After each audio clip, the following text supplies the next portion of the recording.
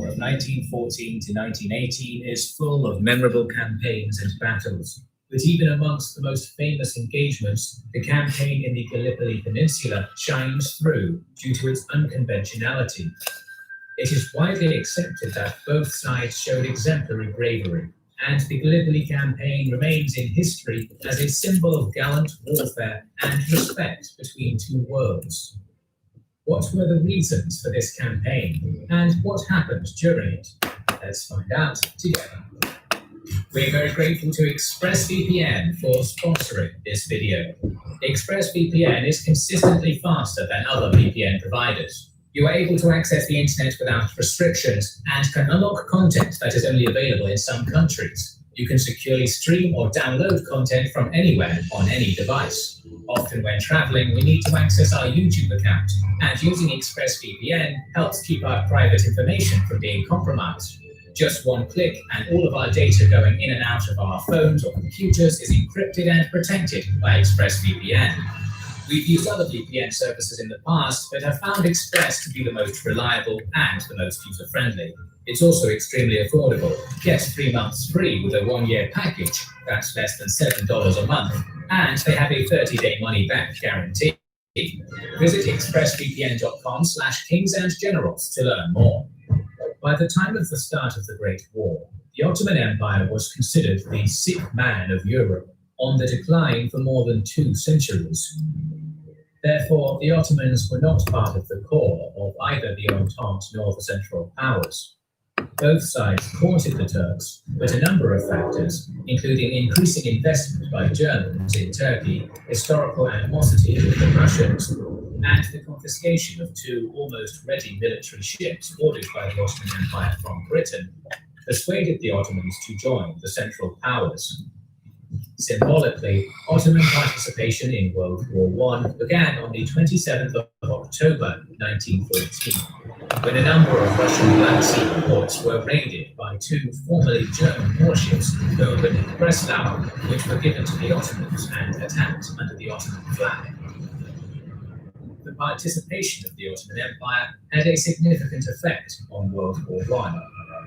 The Ottomans forced Russia to divert some of its forces from its western borders fighting Germany and Austria-Hungary to the Caucasus front, while Britain and France had to allocate troops to fight the Ottomans in the Middle East. Furthermore, the Ottoman Empire was blockading supply routes from Britain and France to Russia since it controlled the Dardanelles and Bosporus.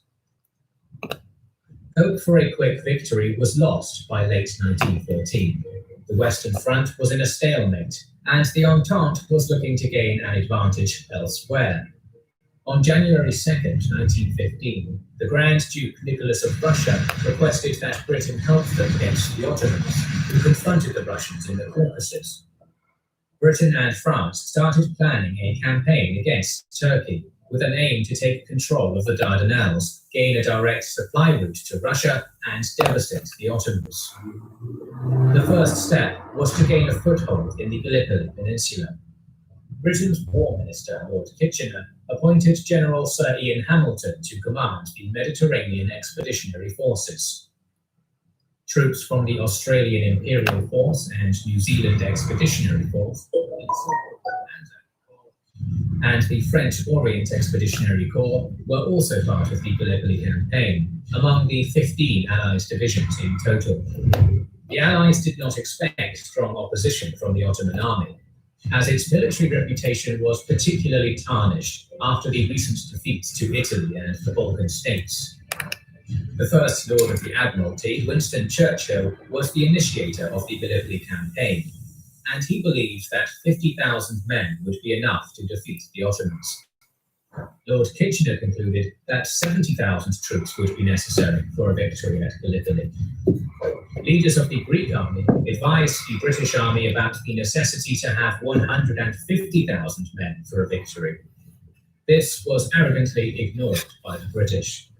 Hamilton's plan was to land in the south of the Gallipoli Peninsula at Capellas and Sedel Bahir, move to the north, defeat the Turks and clear their batteries on the shores of the peninsula, and allow the navy to move through the straits towards Istanbul. The Ottomans defended the straits with the Fifth Army, which at the beginning of the campaign consisted of 5 divisions. In all, 16 divisions took part in the Gallipoli campaign on the Ottoman side. The Fifth Army was commanded by German General Leonard Sanders. Another prominent military commander in charge of the Ottoman defense was Lieutenant Colonel Mustafa Kemal, a future founding father of the Turkish Republic. The Turkish and German commanders agreed that holding the high ground on the ridges of the peninsula was the best way to stop the Allies. They were unsure about the possible shores for the landing. Therefore, the Ottoman forces were divided into 3. The 19th Division under Mustafa Kemal and the 9th Division were placed at Cape Helles. 2 divisions were at Bulgaria in the north of the peninsula, protecting communication lines. The rest were stationed inland. A major part of the campaign was the naval attack planned by the Allies. Since the Ottoman navy was considered very weak, the Allies decided to send their older warships to Gallipoli and keep the modern warships for a possible naval confrontation with the Germans in the North Sea. On the 18th of March 1915, the Allied fleet, consisting of 18 battleships, numerous cruisers, destroyers and submarines, attacked the Dardanelles Straits. The Ottomans were planning to defend using shore batteries and sea mines. In theory, the Allied minesweepers were supposed to clean the straits from mines under supporting fire from the rest of the Navy. But the Allies were so overconfident that they ignored this conventional tactic. Some of their warships were as close to the shore as 1 mile. This made them an easy target for the Ottoman shore batteries.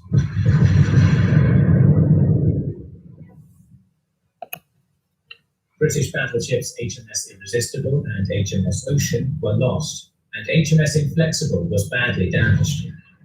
The French lost the battleship Bouvet with 600 of its crew. These losses forced Admiral de Robeck to fall back and regroup. This defeat was devastating for the Allies, and a huge boost to the morale of the Ottomans. On the morning of the 25th of April, the Allies landed in 2 different parts of the peninsula. The Australians and New Zealanders landed at what has become known as the Anzac Cove, further north than they expected due to navigational errors. The goal of this landing was to advance inland and secure higher ground on Sari Bahir and to cut off the Ottoman troops in Kilis Bahir. The Ottomans did not expect a landing there. Therefore, only 2 companies were defending this beach.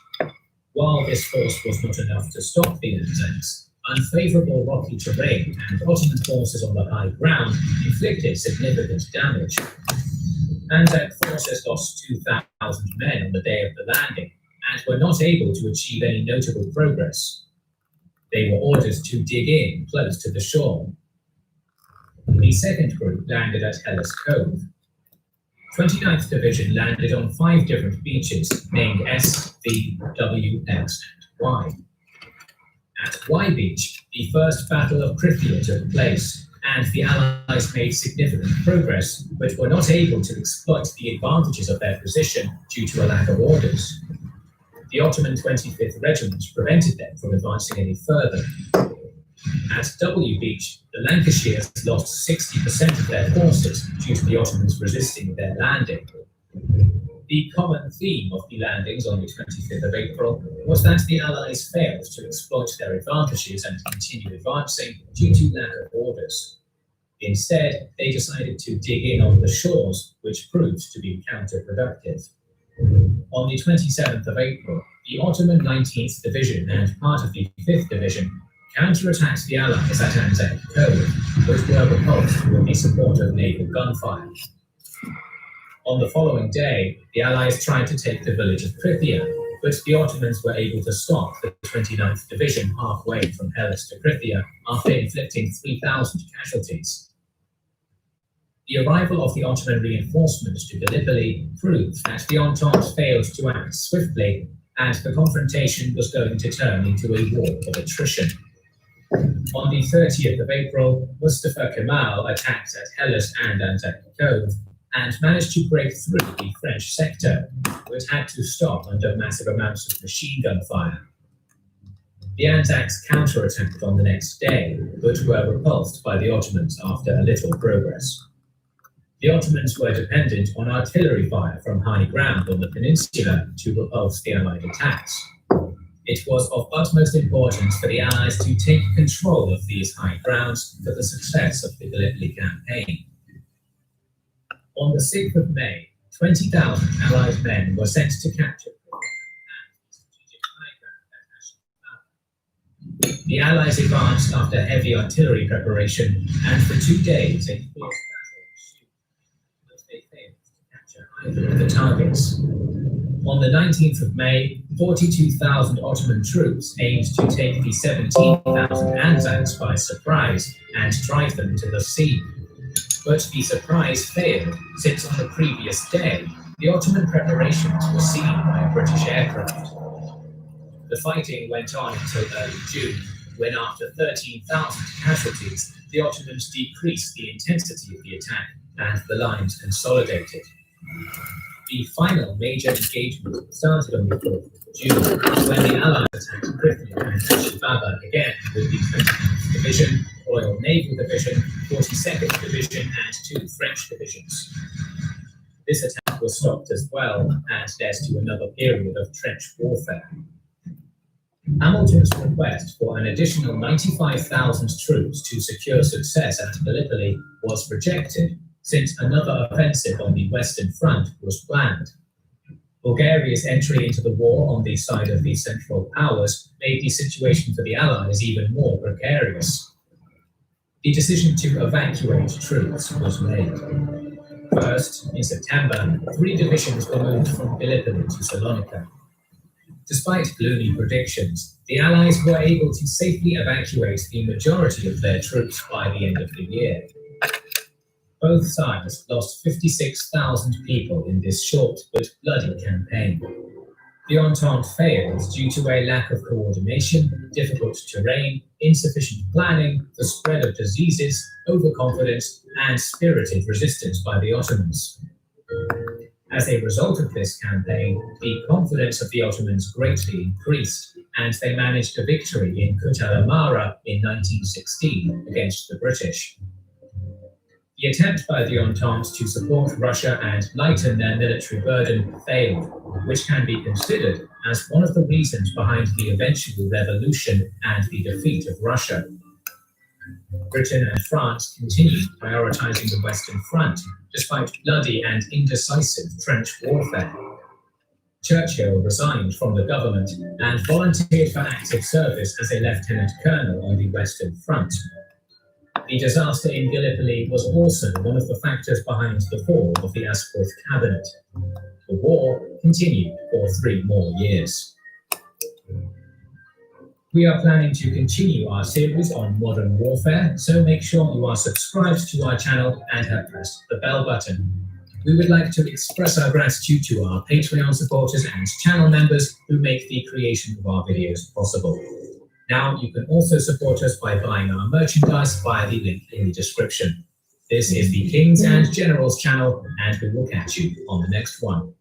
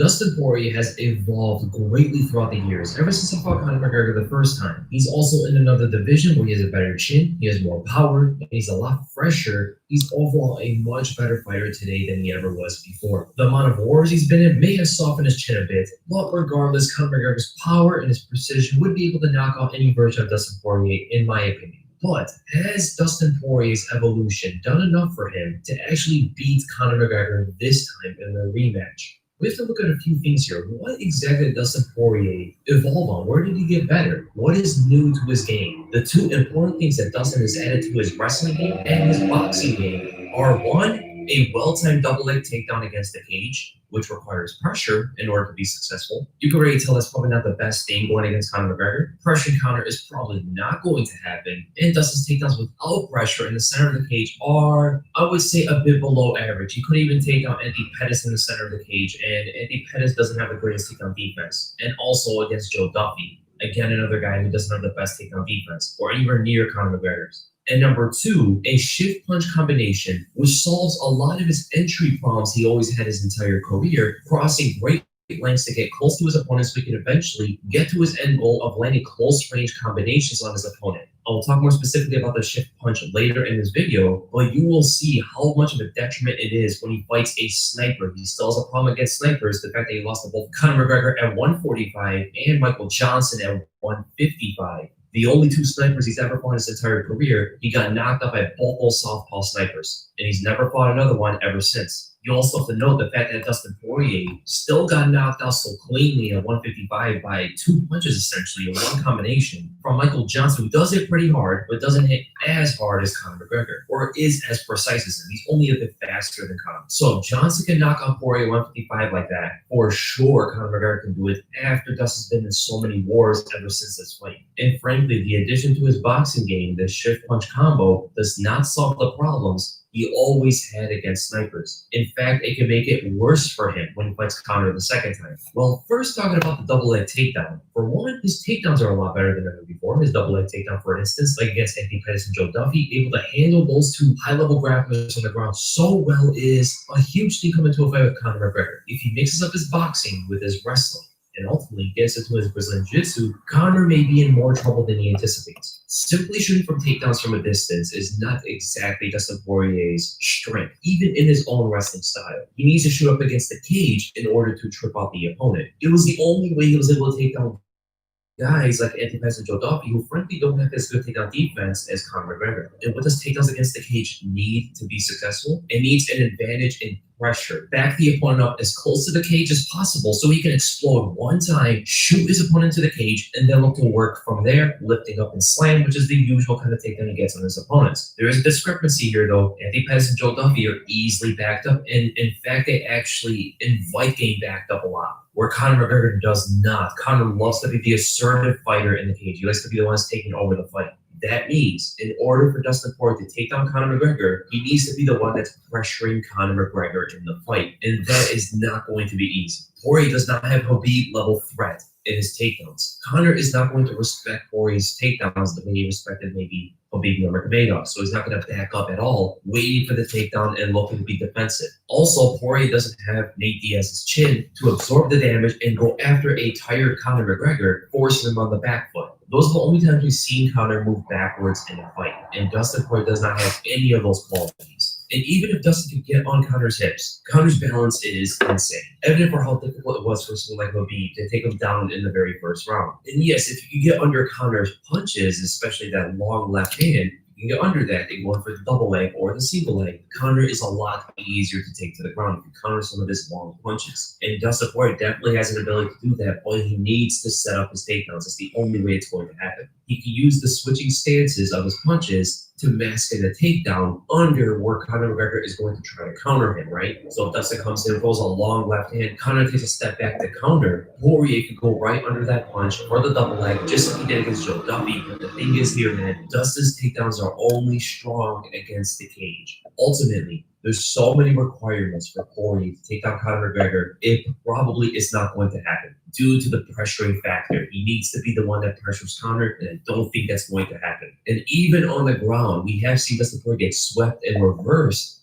by various grapplers in his career. In fact, Anthony Pettis was able to sweep Dustin Poirier almost in the exact same way Conor swept Nate Diaz in their first fight, almost like a single leg X-guard sweep. Dustin also has a very good guillotine choke, but we have seen Conor slip out of Chad Mendes' guillotine in the past. There's many things Dustin does on the ground that Conor has countered against other opponents. And when you talk about Dustin's stand-up, he isn't much of a kicker, but he does have respectable leg kicks that he threw against Conor in their first fight. In fact, Dustin is the only guy Conor's ever fought that focused on landing leg kicks on. Given Conor's wide stance and how exposed his lead leg is, Dustin is the only fighter up until now that landed consecutive leg kicks. I understand Eddie Alvarez was trying to do the same, but he ultimately detoured away from his game plan. Crazy to think about that Dustin in 2014 was the last guy that really was landing successful leg kicks against Conor McGregor. So we talked about Dustin Poirier adding takedowns to his game, that double leg to the cage, tripping out the opponent and going for the various things he's always done in his entire career. And the other thing Poirier has evolved in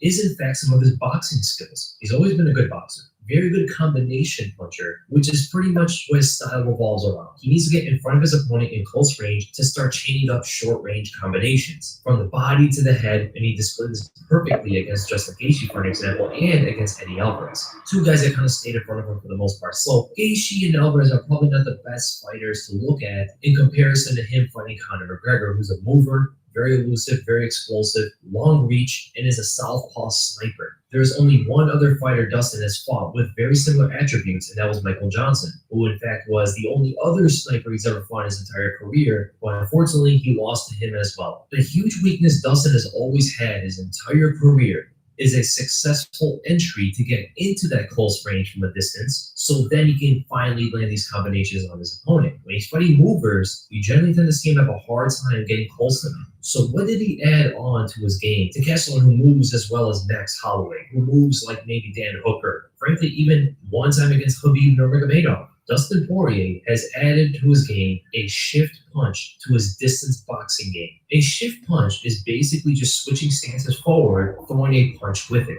This is something that Bob Fitzsimmons pretty much invented in the world of boxing, where he was able to damage his opponents greatly, going to the body and going to the head. But Dustin does it a little bit different than Fitzsimmons. Dustin uses it as a rangefinder and crosses great lengths to land that big punch to eventually trap his opponents maybe against the cage, pressures them, gets them to shell up from the ship, so then he can start landing to the body, landing to the head, and put together his combinations. So specifically, Dustin Poirier is a southpaw fighter, right? This whole sequence comes down to this. He throws his left straight, which acts as a smoke screen, gets his opponent to either move away from him or shell up and get defensive, bracing for the left hand so they can maybe counter it, block it, all that sort of stuff. But usually you tend to see his opponents back away from the left hand, and this causes a chase. He hunts them down by shifting forward, switching stances. Now he's an orthodox, and he connects with a big right overhand. The reason why this works so well against opponents retreating away from him is the fact that when you switch stances forward like this, you're actually covering a lot of distance forward, and it's only in one big step. Dustin's opponents cannot get away in time, which allows them to connect clean with this right overhand. This stunned guys like Max Holloway, this caught Khabib Nurmagomedov, it caught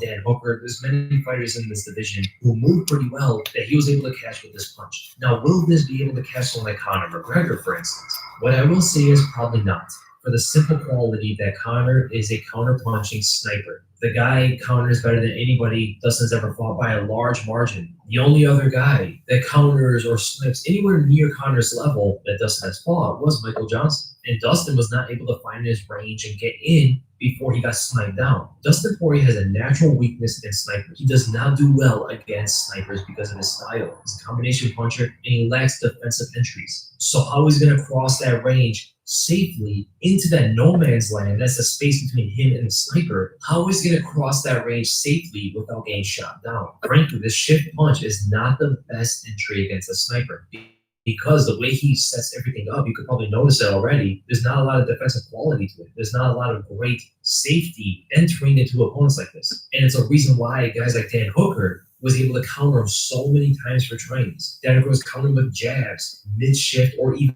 after the whole sequence. And if Dan Hooker is able to do it, who's not necessarily a counterpuncher by trade, you bet Conor McGregor is going to be able to do it way faster with more terrifying precision and power. Conor acts like a trigger man. If you show him any kind of weakness, any kind of vulnerability or opening, he's going to blast right through it with that left hand. Conor's counterpunching is infinitely times better than it was when he fought Dustin the first time. In that fight, Conor wasn't even countering that much. He was actually the aggressor in the fight and just covered up against the big left hand. Nowadays, look how he knocked out Eddie Alvarez. Look how he knocked out Jose Aldo. Look how he was countering Nate Diaz, who's also a southpaw boxer with a longer range, and also his entries are way more unpredictable than Dustin Poirier's. The shift punch that Dustin has added to his game is an offensive tool. It's great to cause damage and hunt down the opponent, but it leaves him so open to counter strikes. Look how open Dustin is when he does this, and more importantly, look how long he's open for. I mean, we're talking about like half a second of an opening when he's switching stances forward like this. That's too much time given to someone like Conor McGregor to counter you. You could not give an opening like this to Conor McGregor, or you'll simply eat a left coming in before you even see it. Conor is most dangerous when he's a counter puncher. That's usually when he tends to land these knockout blows or drop the opponent, all that sort of stuff. So it's probably not the best thing to be totally offensive in your entries, right? You're kind of falling into Conor's game. So in conclusion, I will say the shift addition to his game doesn't add much to make his defense better. Actually, with how much he uses it and spams it, he's always shifting forward now. It may make him an even more vulnerable target when he enters. He might even be easier to counter than ever before for someone like Conor McGregor. And there's another vulnerability that Dan Hooker showed everybody else. So he was countering the shift, and the other thing he was doing was he was also exposing the defense of Dustin Poirier when you press him a little bit. He naturally puts up a high elbow guard and shifts backwards, switches stances backwards into the parallel stance or the orthodox stance when you throw a punch at him. Right, and this plants him in space to be attacked up. Hooker moved forward and showed Poirier the right hand, which causes Poirier to shift backwards into that parallel orthodox, and look how open he is, allowing Hooker to connect with the left hand. You also have to note, when Poirier switches back like this, he's also squaring up his shoulders. That high elbow guard is kind of like a pull away from punches, so you can keep that side stance, making you a smaller target for the opponent. So for instance, when Hooker is able to make you square his shoulders because of how you react to his right hand, thus it exposes Dustin's chin even more. It also gives a bigger angle for a left hand to connect. Big problems against Conor. Dan Hooker is not necessarily a one-punch knockout artist the way Conor McGregor is. So ultimately, Dustin Poirier, in my opinion, is probably not going to be Conor McGregor. I think he might get knocked out, getting countered coming in, or get hit coming in, then Conor puts the pressure and finishes him off. The best way for Dustin Poirier, at least what we've seen from his evolution, is to mix up the wrestling with the boxing. He also has to kick the legs like he's done it in their first fight. Frankly, nobody kicks at Conor's legs. Even though he has such a lot of stance, sometimes he lands heavy on his front foot. There's a lot of openings for leg kicks. So if Dustin Poirier attacks with leg kicks, mix up boxing with wrestling, making the takedowns a way of an entry to get close to Conor to prevent some of his short-range combinations, that is going to be the best way for Dustin Poirier to beat Conor McGregor.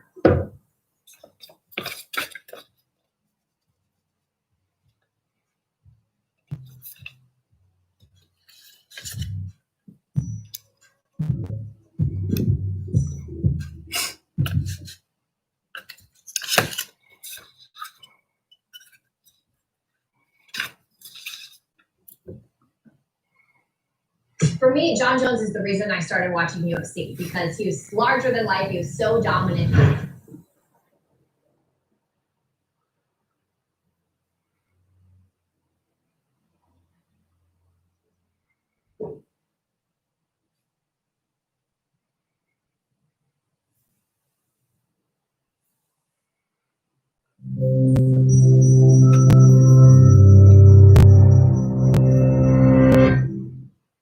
Schizophrenia was first identified more than a century ago, but we still don't know its exact causes. It remains one of the most misunderstood and stigmatized illnesses today. So let's walk through what we do know, from symptoms to causes and treatments. Schizophrenia is considered a syndrome, which means it may encompass a number of related disorders that have similar symptoms but varying causes. Every person with schizophrenia has slightly different symptoms, and the first signs can be easy to miss. Subtle personality changes, irritability, or a gradual encroachment of unusual thoughts. Patients are usually diagnosed after the onset of psychosis, which typically occurs in the late teens or early 20s for men, and the late 20s or early 30s for women. A first psychotic episode can feature delusions, hallucinations, and disordered speech and behavior. These are called positive symptoms. meaning they occur in people with schizophrenia but not in the general population. It's a common misperception that people with schizophrenia have multiple personalities, but these symptoms indicate a disruption of thought processes rather than the manifestation of another personality. Schizophrenia also has negative symptoms. These are qualities that are reduced in people with schizophrenia, such as motivation, expression of emotion, or speech. There are cognitive symptoms as well, like difficulty concentrating, remembering information, and making decisions. So what causes the onset of psychosis? There likely isn't one single cause, but a combination of genetic and environmental risk factors that contribute. Schizophrenia has some of the strongest genetic links of any psychiatric illness. Though about 1% of people have schizophrenia, children or siblings of people with schizophrenia are 10 times likelier to develop the disease, and an identical twin of someone with schizophrenia has a 40% chance of being affected. Often, immediate relatives of people with schizophrenia exhibit milder versions of traits associated with the disorder, but not to an extent that requires treatment. Multiple genes almost certainly play a role, but we don't know how many or which ones. Environmental factors like exposure to certain viruses in early infancy might increase the chance that someone will develop schizophrenia, and use of some drugs, including marijuana, may trigger the onset of psychosis in highly susceptible individuals. These factors don't affect everyone the same way. For those with very low genetic risk, no amount of exposure to environmental risk factors will lead them to develop schizophrenia. For those with very high risk, moderate additional risk might tip the balance. The antipsychotic drugs used to treat schizophrenia have helped researchers work backwards to trace signatures of the disorder in the brain. Traditional antipsychotics block dopamine receptors. They can be very effective in reducing positive symptoms, which are linked to an excess of dopamine in particular brain pathways. But the same drugs can make negative symptoms worse, and we've found that negative symptoms of schizophrenia may be tied to too little dopamine in other brain areas. Some people with schizophrenia show a loss of neural tissue, and it's unclear whether this atrophy is a result of the disease itself or drug-induced suppression of signaling. Fortunately, newer generations of antipsychotics aim to address some of these issues by targeting multiple neurotransmitters, like serotonin, in addition to dopamine. It's clear that no one transmitter system is responsible for all symptoms, and because these drugs affect signaling throughout the brain and body, they can have other side effects like weight gain. In spite of these complications, antipsychotics can be very effective, especially when combined with other interventions like cognitive behavioral therapy. Electroconvulsive therapy, though it provides relatively short-lived, is also reemerging as an effective treatment, especially when other options have failed. Early intervention is also extremely important. After months or years of untreated psychosis, certain psychoses can become embedded in someone's personality. And yet, the dehumanizing stigma attached to this diagnosis can prevent people from seeking help. People with schizophrenia are often perceived as dangerous, but are actually much more likely to be the victims of violence than the perpetrators. And proper treatment may help reduce the likelihood of violence associated with schizophrenia.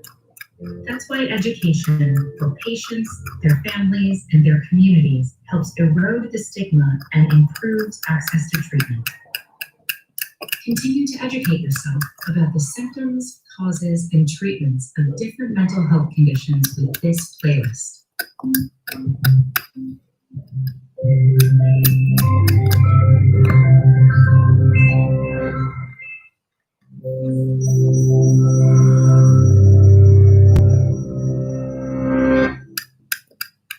Depression is the leading cause of disability in the world. In the United States, close to 10% of adults struggle with depression. But because it's a mental illness, it can be a lot harder to understand than, say, high cholesterol.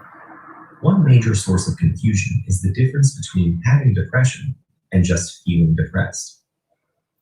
Almost everyone feels down from time to time, getting a bad grade, Losing a job, having an argument, even a rainy day can bring on feelings of sadness. Sometimes there's no trigger at all. It just pops up out of the blue. Then circumstances change, and those sad feelings disappear. Clinical depression is different. It's a medical disorder, and it won't go away just because you want it to. It lingers for at least 2 consecutive weeks and significantly interferes with one's ability to work, play, or love. Depression can have a lot of different symptoms: a low mood, loss of interest in things you normally enjoy, changes in appetite, feeling worthless or excessively guilty, sleeping either too much or too little, poor concentration, restlessness or slowness, loss of energy, or recurrent thoughts of suicide. If you have at least 5 of those symptoms, according to psychiatric guidelines, you qualify for a diagnosis of depression. And it's not just behavioral symptoms. Depression has physical manifestations inside the brain. First of all, there are changes that can be seen with the naked eye and X-ray vision. These include smaller frontal lobes and hippocampal volumes. On a more micro scale, depression is associated with a few things: the abnormal transmission or depletion of certain neurotransmitters, especially serotonin, norepinephrine, and dopamine, blunted circadian rhythms, or specific changes in the REM and slow wave parts of your sleep cycle, and hormone abnormalities, such as high cortisol and deregulation of thyroid hormones. But neuroscientists still don't have a complete picture of what causes depression. It seems to have to do with a complex interaction between genes and environment, but we don't have a diagnostic tool that can accurately predict where or when it will show up. And because depression symptoms are intangible, it's hard to know who might look fine but is actually struggling. According to the National Institute of Mental Health, it takes the average person suffering with a mental illness over 10 years to ask for help. But there are very effective treatments. Medications and therapy complement each other to boost brain chemicals. In extreme cases, electroconvulsive therapy, which is like a controlled seizure in the patient's brain, is also very helpful. Other promising treatments, like transcranial magnetic stimulation, are being investigated too. So if you know someone struggling with depression, encourage them, gently, to seek out some of these options. You might even offer to help with specific tasks, like looking up therapists in the area, or making a list of questions to ask a doctor. To someone with depression, these first steps can seem insurmountable. If they feel guilty or ashamed, point out that depression is a medical condition, just like asthma or diabetes. It's not a weakness or a personality trait, and they shouldn't expect themselves to just get over it, any more than they could will themselves to get over a broken arm. If you haven't experienced depression yourself, avoid comparing it to times you've felt down. Comparing what they're experiencing to normal temporary feelings of sadness can make them feel guilty for struggling. Even just talking about depression openly can help. For example, research shows that asking someone about suicidal thoughts actually reduces their suicide risk. Open conversations about mental illness help erode stigma and make it easier for people to ask for help. And the more patients seek treatment, the more scientists will learn about depression, and the better the treatments will get.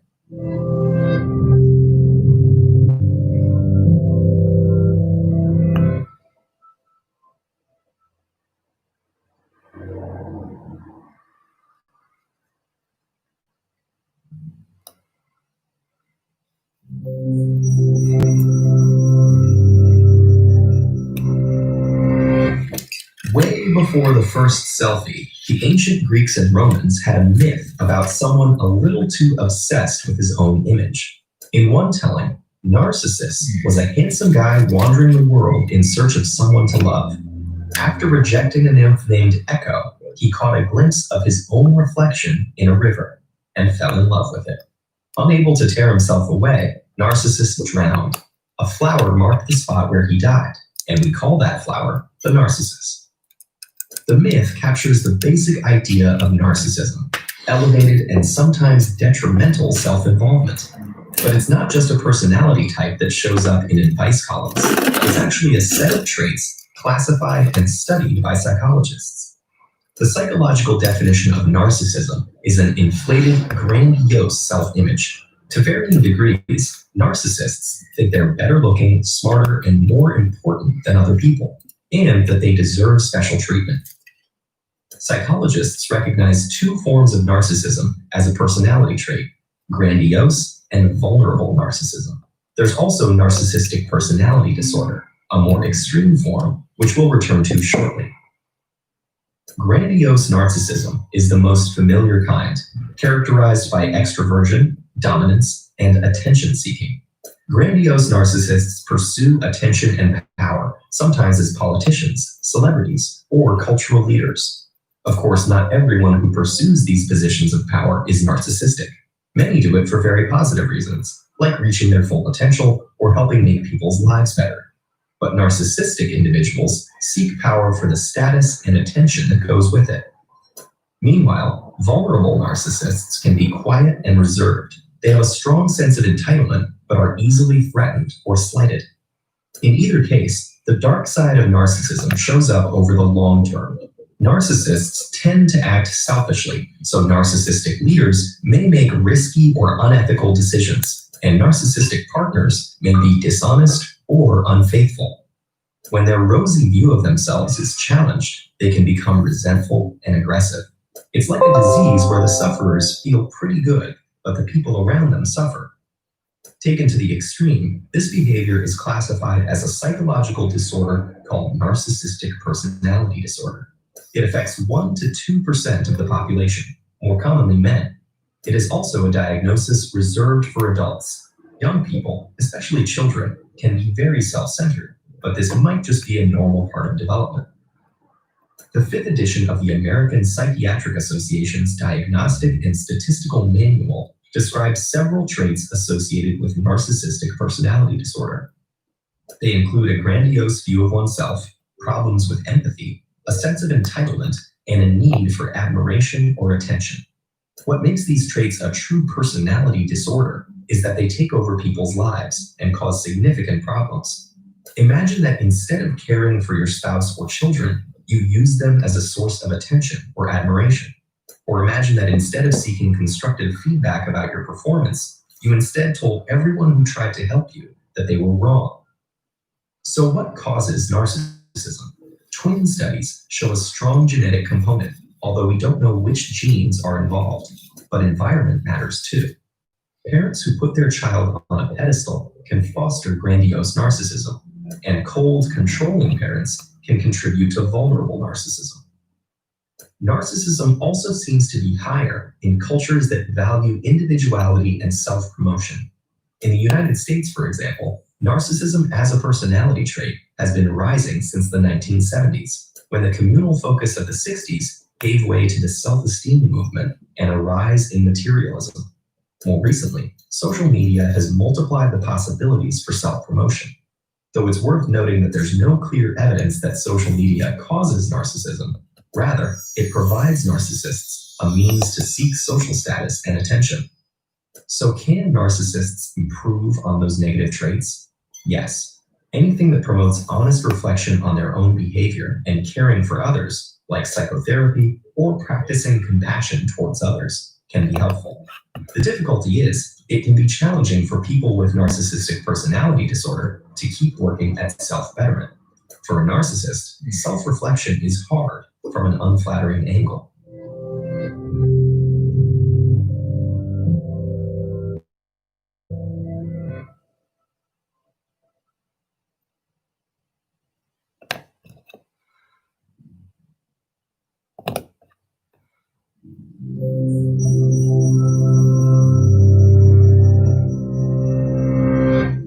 There's a common misconception that if you like to meticulously organize your things, keep your hands clean, or plan out your weekends to the last detail, you might have OCD.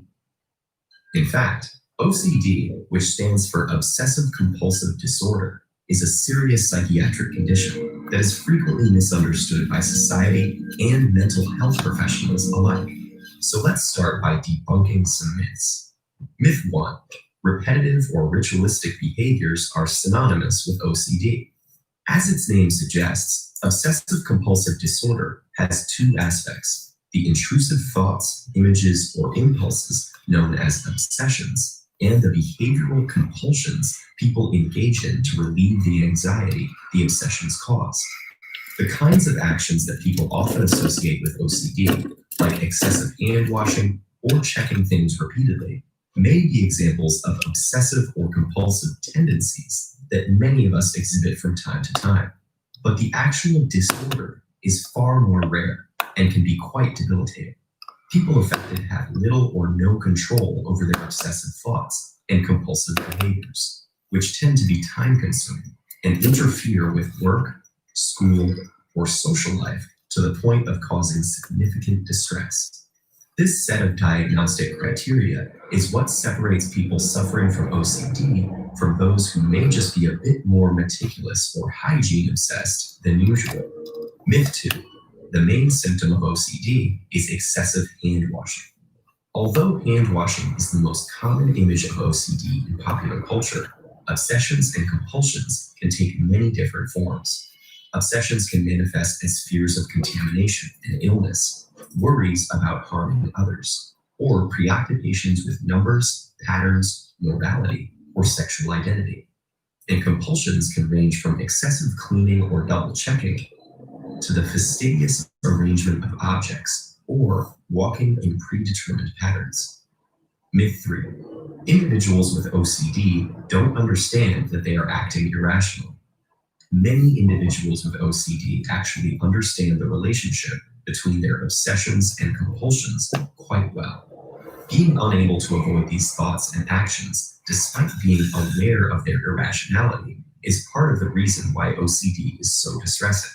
OCD sufferers report feeling crazy for experiencing anxiety based on irrational thoughts and finding it difficult to control their responses. So what exactly causes OCD? The frustrating answer is, we don't really know. However, we have some important clues. OCD is considered a neurobiological disorder. In other words, research suggests that OCD sufferers' brains are actually hardwired to behave in a certain fashion. Research has implicated 3 regions of the brain, variously involved in social behavior and complex cognitive planning, voluntary movement, and emotional and motivational responses. The other piece of the puzzle is that OCD is associated with low levels of serotonin, a neurotransmitter that communicates between brain structures and helps regulate vital processes such as mood, aggression, impulse control, sleep, appetite, body temperature, and pain. But are serotonin and activity in these brain regions the sources of OCD or symptoms of an unknown underlying cause of the disorder? We probably won't know until we have a much more intimate understanding of the brain.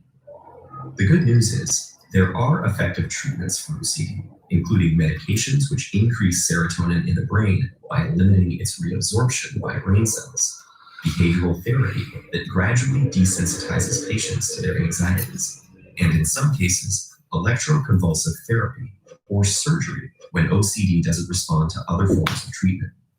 Knowing that your own brain is lying to you while not being able to resist its commands can be agonizing. But with knowledge and understanding comes the power to seek help, and future research into the brain may finally provide the answers we're looking for.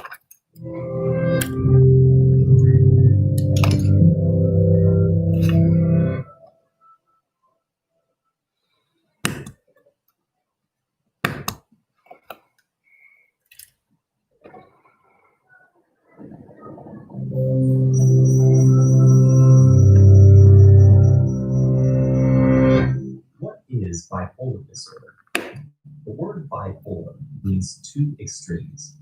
For the many millions experiencing bipolar disorder around the world, life is split between 2 different realities, elation and depression. Although there are many variations of bipolar disorder, let's consider a couple. Type 1 has extreme highs alongside lows, while Type 2 involves briefer, less extreme periods of elation interspersed with long periods of depression. For someone seesawing between emotional states, it can feel impossible to find the balance necessary to lead a healthy life. Type 1's extreme highs are known as manic episodes, and they can make a person range from being irritable to invincible.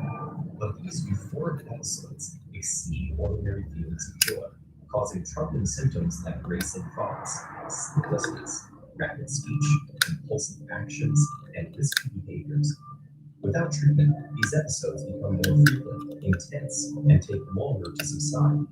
The depressed phase of bipolar disorder manifests in many ways: a low mood, dwindling interest in hobbies, changes in appetite, feeling worthless or excessively guilty, sleeping either too much or too little, restlessness or slowness, or persistent thoughts of suicide. Worldwide, about 1 to 3% of adults experience the broad range of symptoms that indicate bipolar disorder. Most of those people are functional, contributing members of society, and their lives, choices, and relationships aren't defined by the disorder. But still, for many, the consequences are serious. The illness can undermine educational and professional performance, relationships, financial security, and personal safety. So, what causes bipolar disorder? Researchers think a key player is the brain's intricate wiring. Healthy brains maintain strong connections between neurons, thanks to the brain's continuous efforts to prune itself and remove unused or faulty neural connections. This process is important because our neural pathways serve as a map for everything we do. Using functional magnetic resonance imaging, scientists have discovered that the brain's pruning ability is disrupted in people with bipolar disorder. That means their neurons go haywire and create a network that's impossible to navigate. With only confusing signals as a guide, people with bipolar disorder develop abnormal thoughts and behaviors. Also, psychotic symptoms like disorganized speech and behavior, delusional thoughts, paranoia, and hallucinations can emerge during the extreme phases of bipolar disorder. This is attributed to the overabundance of a neurotransmitter called dopamine. But despite these insights, we can't pin bipolar disorder down to a single cause. In reality, it's a complex problem. For example, the brain's amygdala is involved in thinking, long-term memory, and emotional processing. In this brain region, factors as varied as genetics and social trauma may create abnormalities and trigger the symptoms of bipolar disorder. The condition tends to run in families, so we do know that genetics have a lot to do with it. But that doesn't mean there's a single bipolar gene. In fact, the likelihood of developing bipolar disorder is driven by the interactions between many genes in a complicated recipe we're still trying to understand. The causes are complex, and consequently, diagnosing and living with bipolar disorder is a challenge. Despite this, the disorder is controllable. Certain medications like lithium can help manage risky thoughts and behaviors by stabilizing moods. These mood-stabilizing medications work by decreasing abnormal activity in the brain, thereby strengthening the viable neural connections. Other frequently used medications include antipsychotics, which alter the effects of dopamine, and electroconvulsive therapy, which works like a carefully controlled seizure in the brain, is sometimes used as an emergency treatment. Some bipolar patients reject treatment because they're afraid it will dim their emotions and destroy their creativity. But modern psychiatry is actively trying to avoid that. Today, doctors work with patients on a case-by-case basis to administer a combination of treatments and therapies that allows them to live to their fullest possible potential. And beyond treatment, people with bipolar disorder can benefit from even simpler changes. Those include regular exercise, good sleep habits, and sobriety from drugs and alcohol, not to mention the acceptance and empathy of family and friends. Remember, bipolar disorder is a medical condition, not a person's fault or their whole identity. And it's something that can be controlled through a combination of medical treatments doing their work internally, friends and family fostering acceptance and understanding from the outside, and people with bipolar disorder empowering themselves to find balance in their lives. Okay.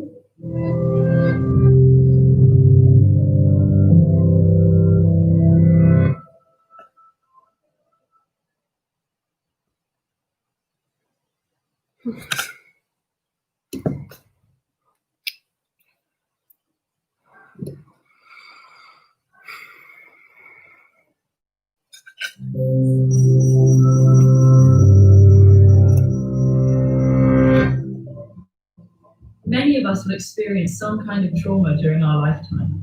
Sometimes we escape with no long-term effects, but for millions of us, those experiences linger, causing symptoms like flashbacks, nightmares, and negative thoughts that interfere with everyday life. This phenomenon, called post-traumatic stress disorder, or PTSD, isn't a personal failing. Rather, it's a treatable malfunction of certain biological mechanisms that allow us to cope with dangerous experiences. To understand PTSD, we first need to understand how the brain processes a wide range of ordeals, including the death of a loved one, domestic violence, injury or illness, abuse, rape, war, car accidents, and natural disasters. These events can bring on feelings of danger and helplessness, which activate the brain's alarm system, known as the fight, flight, freeze response. When this alarm sounds, the hypothalamic, pituitary, and adrenal systems, known as the HPA axis, work together to send signals to the parasympathetic nervous system. That's the network that communicates with adrenal glands and internal organs to help regulate functions like heart rate, digestion, and respiration. These signals start a chemical cascade that floods the body with several different stress hormones, causing physiological changes that prepare the body to defend itself. Our heart rate speeds up, breathing quickens, and muscles tense. Even after a crisis is over, escalated levels of stress hormones may last for days, contributing to jittery feelings, nightmares, and other symptoms. For most people, these experiences disappear within a few days to 2 weeks as their hormone levels stabilize. But a small percentage of those who experience trauma have persistent problems, sometimes vanishing temporarily, only to resurface months later. We don't completely understand what's happening in the brain, but one theory is that the stress hormone cortisol may be continuously activating the fight, flight, freeze response while reducing overall brain functioning, leading to a number of negative symptoms. These symptoms often fall into 4 categories: intrusive thoughts, like dreams and flashbacks, avoiding reminders of the trauma, negative thoughts and feelings like fear, anger, and guilt, and reactive symptoms like irritability and difficulty sleeping. Not everyone has all these symptoms or experiences them to the same extent and intensity. When problems last more than a month, PTSD is often diagnosed. Genetics, ongoing overwhelming stress, and many risk factors like pre-existing mental illnesses or lack of emotional support likely play a role in determining who will experience PTSD. But the underlying cause is still a medical mystery. A major challenge of coping with PTSD is sensitivity to triggers, physical and emotional stimuli that the brain associates with the original trauma. These can be everyday sensations that aren't inherently dangerous, but prompt powerful physical and emotional reactions. For example, the smell of a campfire could evoke the memory of being trapped in a burning house. For someone with PTSD, that memory activates the same neurochemical cascade as the original event. That then stirs up the same feelings of panic and helplessness, as if they're experiencing the trauma all over again. Trying to avoid these triggers, which are sometimes unpredictable, can lead to isolation. That can leave people feeling invalidated, ignored, or misunderstood, like a pause button has been pushed on their lives while the rest of the world continues around them. But there are options. If you think you might be suffering from PTSD, the first step is an evaluation with a mental health professional who can direct you towards the many resources available. Psychotherapy can be very effective for PTSD, helping patients better understand their triggers. And certain medications can make symptoms more manageable, as can self-care practices like mindfulness and regular exercise. What if you notice signs of PTSD in a friend or family member? Social support, acceptance, and empathy are key to helping in recovery. Let them know you believe their account of what they're experiencing and that you don't blame them for their reactions. If they're open to it, encourage them to seek evaluation and treatment. PTSD has been called the hidden wound because it comes without outward physical signs. But even if it is an invisible disorder, it doesn't have to be a silent killer. Mental health conditions impact millions of people around the world, yet are often misunderstood. Check out this playlist to get informed.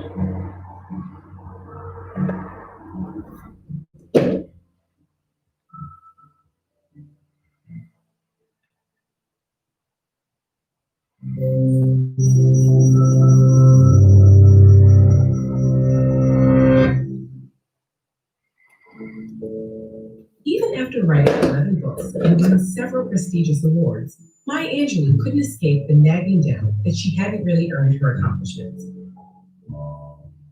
Albert Einstein experienced something similar. He described himself as an involuntary swindler whose work didn't deserve as much attention as it had received. Accomplishments at the level of Angelou's or Einstein's are rare, but their feeling of fraudulence is extremely common. Why can't so many of us shake feelings that we haven't earned our accomplishments, or that our ideas and skills aren't worthy of others' attention? Psychologist Pauline Rose Clance was the first to study this unwarranted sense of insecurity.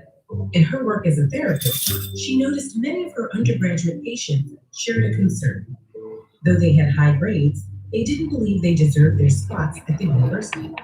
Some even believed their acceptance had been an admissions error. While Clance knew these fears were unfounded, she could also remember feeling the exact same way in graduate school. She and her patients experienced something that goes by a number of names: imposter phenomenon, imposter experience, and imposter syndrome. Together with colleague Suzanne Hines, Clance first studied imposterism in female college students and faculty. Their work established pervasive feelings of fraudulence in this group. Since that first study, the same thing has been established with gender, race, age, and a huge range of occupations, though it may be more prevalent and disproportionately affect the experiences of underrepresented or disadvantaged groups. To call it a syndrome is to downplay how universal it is. It's not a disease or an abnormality, and it isn't necessarily tied to depression, anxiety, or self-esteem. Where do these feelings of fraudulence come from? People who are highly skilled or accomplished tend to think others are just as skilled. This can spiral into feelings that they don't deserve accolades and opportunities over other people. And as Angela and Einstein experienced, there's often no threshold of accomplishment that puts these feelings to rest. Feelings of imposterism aren't restricted to highly skilled individuals either. Everyone is susceptible to a phenomenon known as pluralistic ignorance, where we each doubt ourselves privately, but believe we're alone in thinking that way, because no one else voices their doubts. Since it's tough to really know how hard our peers work, how difficult they find certain tasks, or how much they doubt themselves, there's no easy way to dismiss feelings that we're less capable than the people around us. Intense feelings of individualism can prevent people from sharing their great ideas or applying for jobs and programs where they excel. At least so far, the most surefire way to combat imposter syndrome is to talk about it. Many people suffering from imposter syndrome are afraid that if they ask about their performance, their fears will be confirmed. And even when they receive positive feedback, it often fails to ease feelings of fraudulence. But on the other hand, hearing that an advisor or mentor has experienced feelings of imposterism can help relieve those feelings. The same goes for peers. Even simply finding out there's a term for these feelings can be an incredible relief. Once you're aware of the phenomenon, you can combat your own imposter syndrome by collecting and revisiting positive feedback. One scientist who kept blaming herself for problems in her lab started to document the causes every time something went wrong. Eventually, she realized most of the problems came from equipment failure and came to recognize her incompetence. We may never be able to banish these feelings entirely, but we can have open conversations about academic or professional challenges. With increasing awareness of how common these experiences are, perhaps we can feel freer to be frank about our feelings and build confidence in some simple truths. You have talent, you are capable, and you belong. Everyone can use a little extra kick of confidence sometimes. Find out some tips and tricks for boosting yours with this video.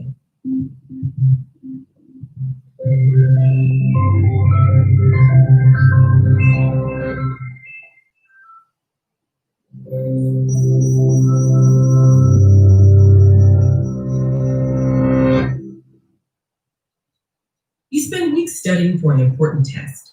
On the big day, you wait nervously as your teacher hands it out. You're working your way through when you're asked to define ataraxia. You know you've seen it before, but your mind goes blank. What just happened? The answer lies in the complex relationship between stress and memory. There are many types and degrees of stress and different kinds of memory, but we're going to focus on how short-term stress impacts your memory for facts. To start, it helps to understand how this kind of memory works. Facts you read, hear, or study become memories through a process with three main steps. First comes acquisition, the moment you encounter a new piece of information. Each sensory experience activates a unique set of brain areas. In order to become lasting memories, these sensory experiences have to be consolidated by the hippocampus, influenced by the amygdala, which emphasizes experiences associated with strong emotions. The hippocampus then encodes memories, probably by strengthening synaptic connections stimulated during the original sensory experience. Once a memory has been encoded, it can be remembered or retrieved later. Memories are stored all over the brain, and it's likely the prefrontal cortex that signals for their retrieval. So how does stress affect each of these stages? In the first two stages, moderate stress can actually help experiences enter your memory. Your brain responds to stressful stimuli by releasing hormones known as corticosteroids, which activate a process of threat detection and threat response in the amygdala. The amygdala prompts your hippocampus to consolidate the stress-inducing experience into a memory. Meanwhile, the flood of corticosteroids from stress stimulates your hippocampus, also prompting memory consolidation. But even though some stress can be helpful, extreme and chronic stress can have the opposite effect. Researchers have tested this by injecting rats directly with stress hormones. As they gradually increased the dose of corticosteroids, the rats' performance on memory tests increased at first, but dropped off at higher doses. In humans, we see a similar positive effect with moderate stress, but that only appears when the stress is related to the memory task. So while time pressure might help you memorize a list, having a friend scare you will not. And the weeks, months, or even years of sustained corticosteroids that result from chronic stress can damage the hippocampus and decrease your ability to form new memories. It would be nice if some stress also helped us remember facts, but unfortunately, the opposite is true. The act of remembering relies on the prefrontal cortex, which governs thought, attention, and reasoning. When corticosteroids stimulate the amygdala inhibits or lessens the activity of the prefrontal cortex. The reason for this inhibition is so the fight, flight, freeze response can overrule slower, more reasoned thought in a dangerous situation. But that can also have the unfortunate effect of making your mind go blank during a test. And then the act of trying to remember can itself be a stressor, leading to a vicious cycle of more corticosteroid release and an even smaller chance of remembering. So what can you do to turn stress to your advantage and stay calm and collected when it matters the most? First, if you know a stressful situation like a test is coming, try preparing in conditions similar to the stressful environment. Novelty can be a stressor. Completing practice questions under time pressure or seated at a desk rather than on a couch can make your stress response to these circumstances less sensitive during the test itself. Exercise is another useful tool. Increasing your heart and breathing rate is linked to chemical changes in your brain that help reduce anxiety and increase your sense of well-being. Regular exercise is also widely thought to improve sleeping patterns, which comes in handy the night before a test. And on the actual test day, try taking deep breaths to counteract your body's fight, flight, freeze response. Deep breathing exercises have shown measurable reduction in test anxiety in groups ranging from third graders to nursing students. So the next time you find your mind going blank at a critical moment, take a few deep breaths until you remember ataraxia, a state of calmness, free from anxiety. Check out these videos to learn how stress affects your brain and your body.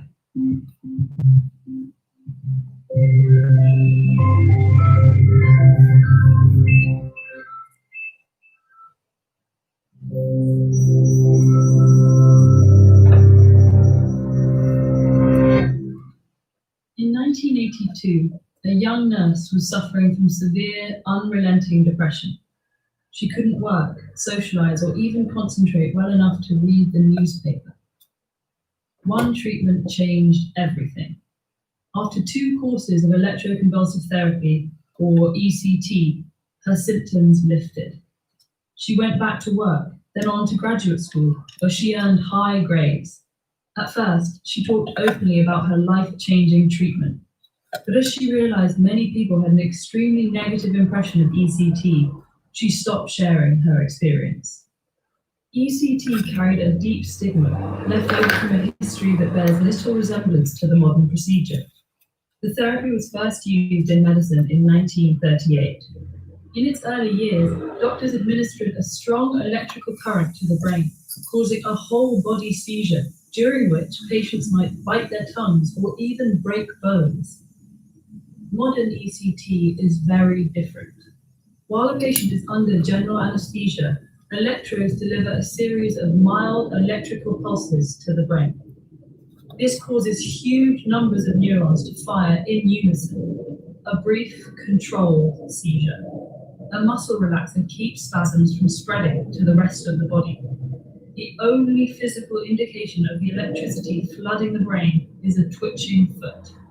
The treatment lasts for about a minute, and most patients are able to resume normal activities about an hour after each session. ECT is commonly used to treat severe cases of major depression or bipolar disorder in patients who haven't responded to other therapies or who have had adverse reactions to medication. Half or more of those who undergo treatment experience an improvement in their symptoms. Most patients treated with ECT have 2 or 3 sessions per week for several weeks. Some begin to notice an improvement in their symptoms after just 1 session, while others take longer to respond.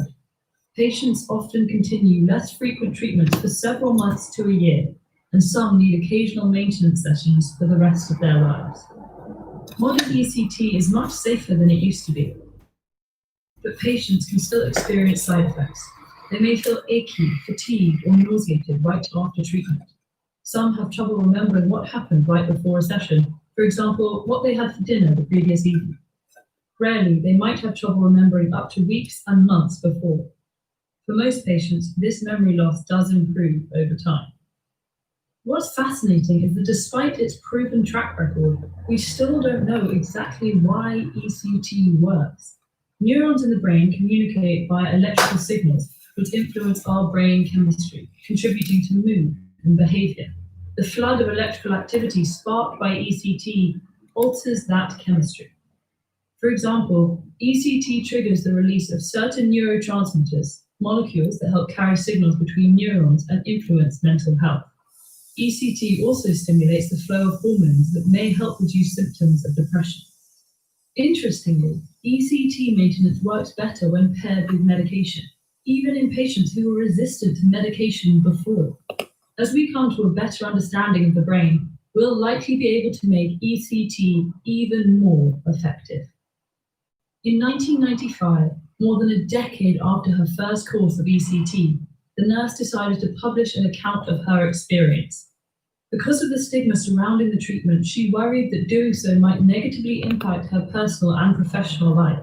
But she knew ECT could make a difference for patients when all else failed. Though misperceptions about ECT persist, accounts like hers have helped make doctors and patients alike aware of the treatment's life-changing potential.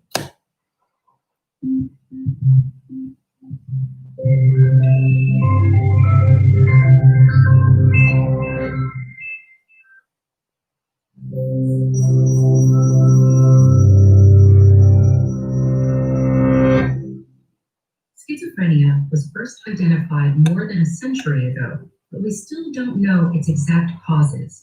It remains one of the most misunderstood and stigmatized illnesses today. So let's walk through what we do know, from symptoms to causes and treatments. Schizophrenia is considered a syndrome, which means it may encompass a number of related disorders that have similar symptoms but varying causes. Every person with schizophrenia has slightly different symptoms, and the first signs can be easy to miss. Subtle personality changes, irritability, or a gradual encroachment of unusual thoughts. Patients are usually diagnosed after the onset of psychosis, which typically occurs in late teens or early 20s for men, and the late 20s or early 30s for women. A first psychotic episode can feature delusions, hallucinations, and disordered speech and behavior. These are called positive symptoms. meaning they occur in people with schizophrenia but not in the general population. It's a common misperception that people with schizophrenia have multiple personalities, but these symptoms indicate a disruption of thought processes rather than the manifestation of another personality. Schizophrenia also has negative symptoms. These are qualities that are reduced in people with schizophrenia, such as motivation, expression of emotion, or speech. There are cognitive symptoms as well, like difficulty concentrating, remembering information, and making decisions. So what causes the onset of psychosis? There likely isn't one single cause, but a combination of genetic and environmental risk factors that contribute. Schizophrenia has some of the strongest genetic links of any psychiatric illness. Though about 1% of people have schizophrenia, children or siblings of people with schizophrenia are 10 times likelier to develop the disease, and an identical twin of someone with schizophrenia has a 40% chance of being affected. Often, immediate relatives of people with schizophrenia exhibit milder versions of traits associated with the disorder, but not to an extent that requires treatment. Multiple genes almost certainly play a role, but we don't know how many or which ones. Environmental factors like exposure to certain viruses in early infancy might increase the chance that someone will develop schizophrenia, and use of some drugs, including marijuana, may trigger the onset of psychosis in highly susceptible individuals. These factors don't affect everyone the same way. For those with very low genetic risk, no amount of exposure to environmental risk factors will lead them to develop schizophrenia. For those with very high risk, moderate additional risk might tip the balance. The antipsychotic drugs used to treat schizophrenia have helped researchers work backwards to trace signatures of the disorder in the brain. Traditional antipsychotics block dopamine receptors. They can be very effective in reducing positive symptoms, which are linked to an excess of dopamine in particular brain pathways. But the same drugs can make negative symptoms worse, and we found that negative symptoms of schizophrenia may be tied to too little dopamine in other brain areas. Some people with schizophrenia show a loss of neural tissue, and it's unclear whether this atrophy is a result of the disease itself or drug-induced suppression of signaling. Fortunately, newer generations of antipsychotics aim to address some of these issues by targeting multiple neurotransmitters, like serotonin, in addition to dopamine.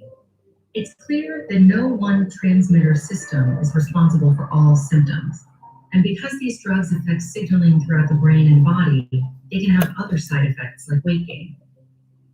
In spite of these complications, antipsychotics can be very effective, especially when combined with other interventions like cognitive behavioral therapy. Electroconvulsive therapy, though it provides relatively short-lived relief, is also re-emerging as an effective treatment, especially when other options have failed. Early intervention is also extremely important. After months or years of untreated psychosis, certain psychoses can become embedded in someone's personality. And yet, the dehumanizing stigma attached to this diagnosis can prevent people from seeking help. People with schizophrenia are often perceived as dangerous, but are actually much more likely to be the victims of violence than the perpetrators. And proper treatment may help reduce the likelihood of violence associated with schizophrenia. That's why education for patients, their families, and their communities helps erode the stigma and improves access to treatment. Continue to educate yourself about the symptoms, causes, and treatments of different mental health conditions with this playlist.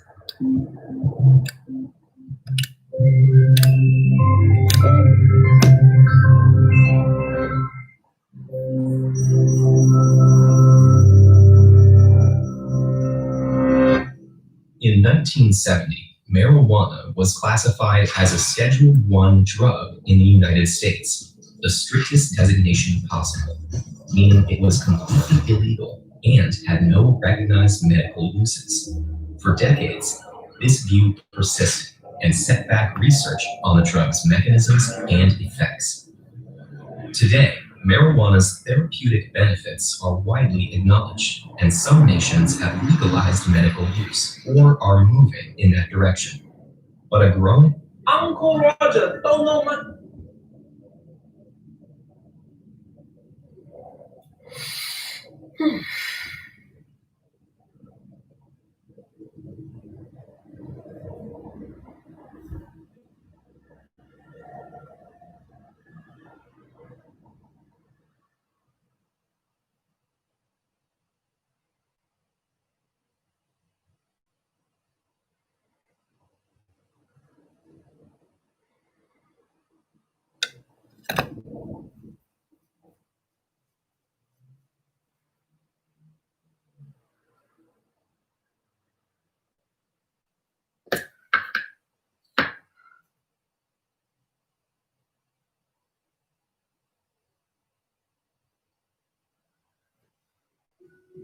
年来，这个餐馆经历了911、Sandy， 还有大雪，但是这次的那个新冠病毒太厉害了，这是我们想象不到的。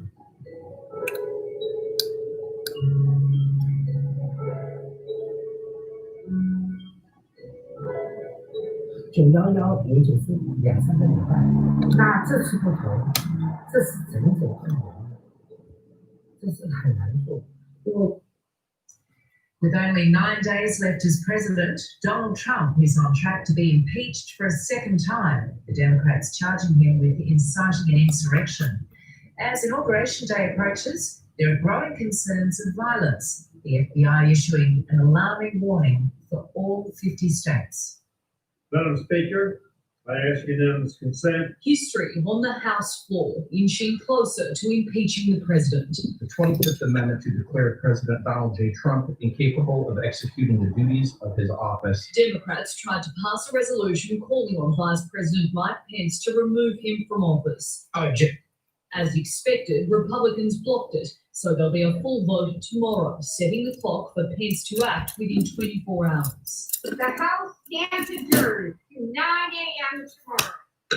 And we are going to act decisively in this House. What the president is guilty of inciting insurrection is an unforgivable crime. If Pence does nothing, Donald Trump will become the first president in American history to be impeached twice.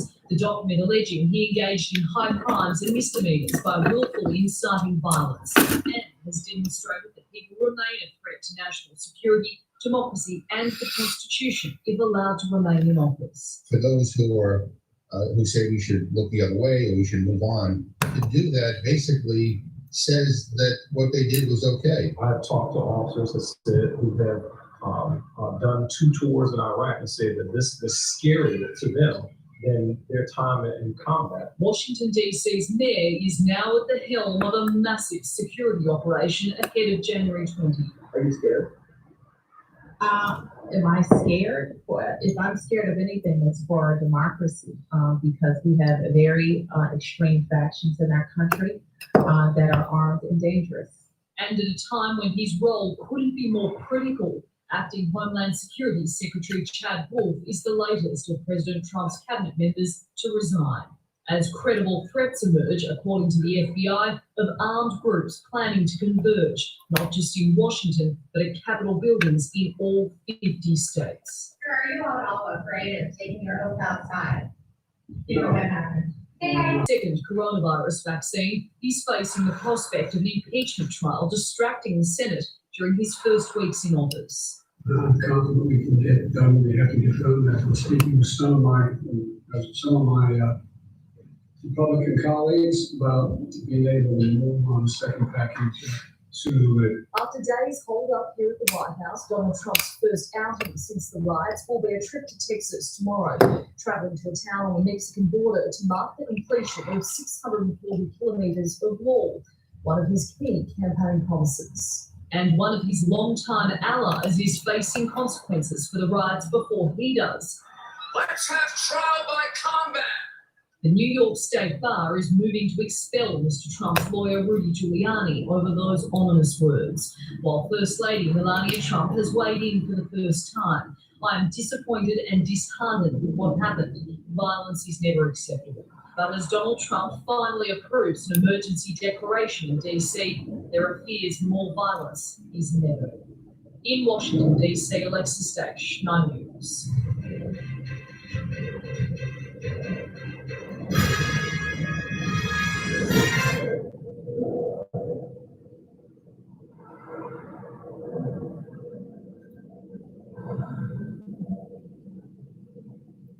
As we go to air, health authorities in New South Wales are investigating the source of 4 and 5 new COVID cases today. 2 of the infections are residents living in Sydney's Northern Beaches, while the other 2 were reported yesterday involving a man who presented himself to Mount Druitt Hospital with respiratory symptoms. The 5th case was a close contact linked to the Barella cluster.